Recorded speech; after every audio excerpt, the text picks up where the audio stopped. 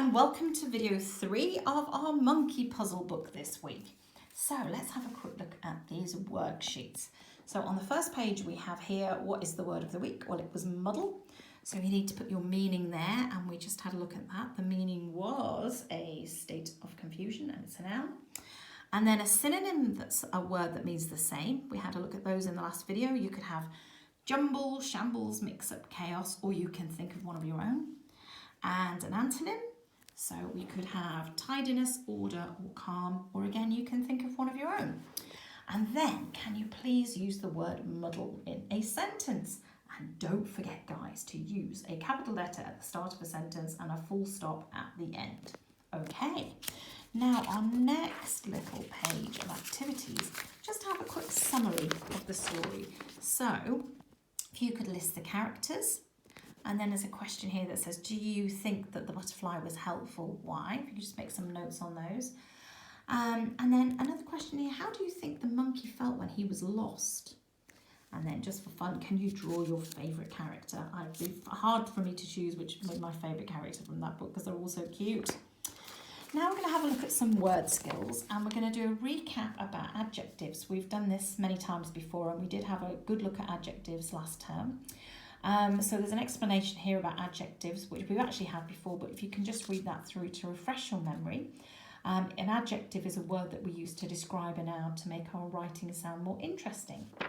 So on this page, we have an adjective bank, which has got loads of different words from the story and some extra ones. I'll just go through them. We've got great, grey, beautiful, baggy, dark, curly, enormous, big, thick, saggy, delicate, rough, colourful, shiny, green, curly, wide, yellow, fluffy, tall, skinny, strong, weak, black, hairy, feathery, shiny, brown, thick, sparkly, furry, skinny, and silvery. So they are all adjectives. Now I'd like you to use those adjectives, or if you prefer, you can use some of your own, to finish off these sentences. Now you don't need to use the adjective that Julia Donaldson used in the story. You can use anything you like. So my mum isn't.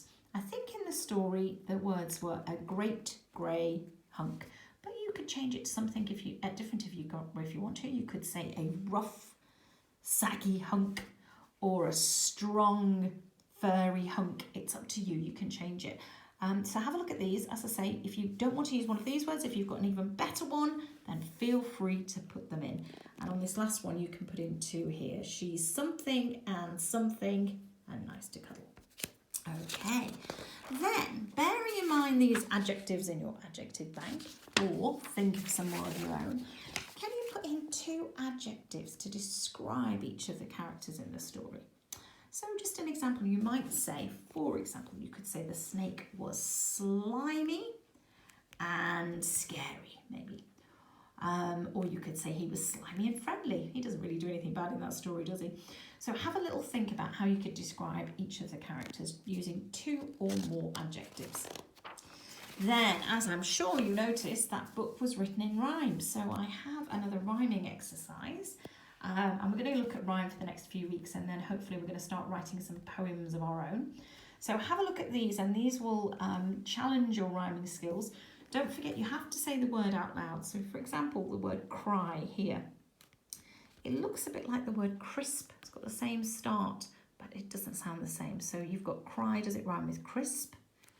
Butterfly, cry, butterfly. Yep, I think they rhyme. Creep, cry. No, they don't rhyme.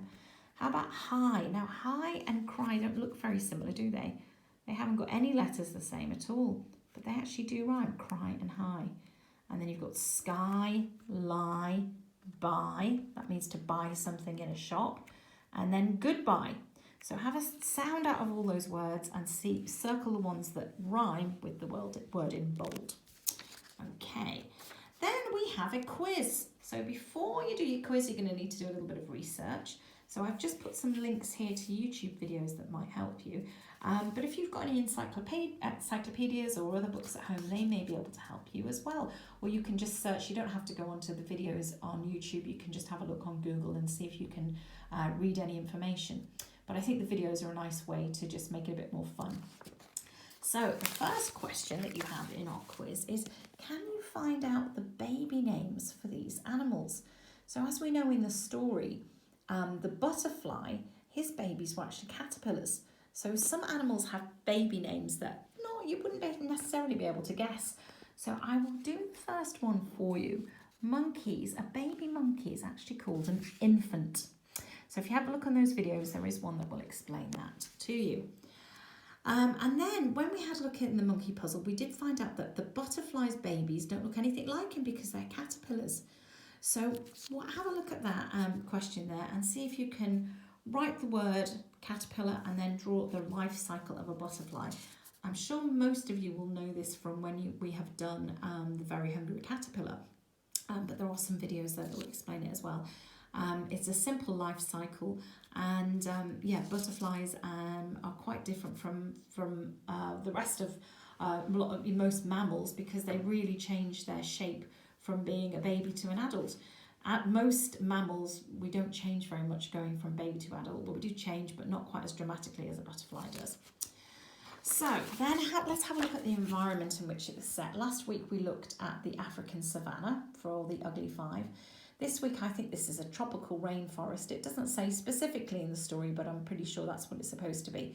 So have a little look at about tropical rainforests. Can you describe or draw a picture of what they look like?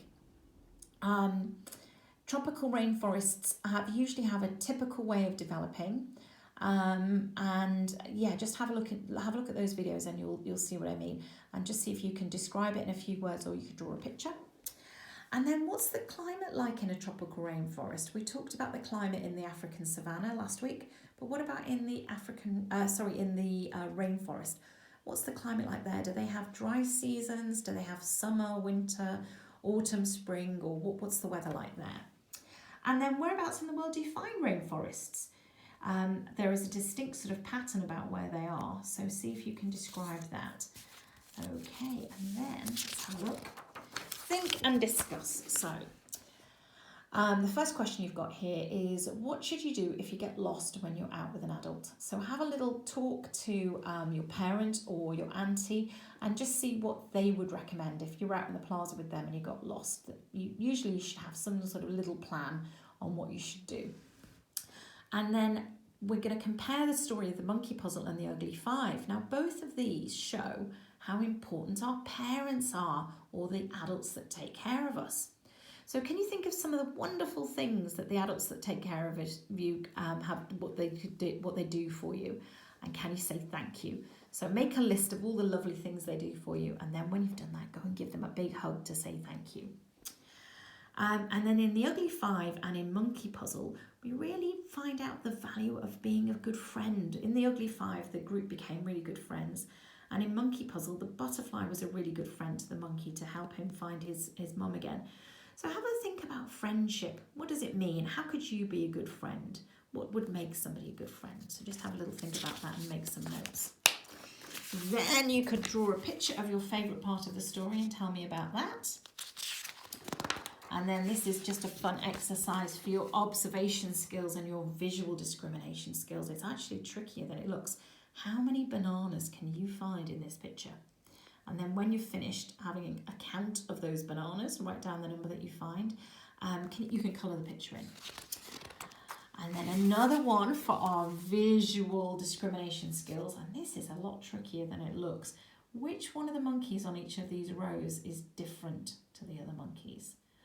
Again, quite tricky. So have a good look at those. And each row has one monkey that's the odd one out. Can you give it a circle and maybe circle the reason why that one is the odd one out? And then just a little naming exercise here and a handwriting exercise. Can you write the names of each of the characters in? The names are written on the bottom there for you. And we have a word search. And we have some other handwriting practice using some words from the story.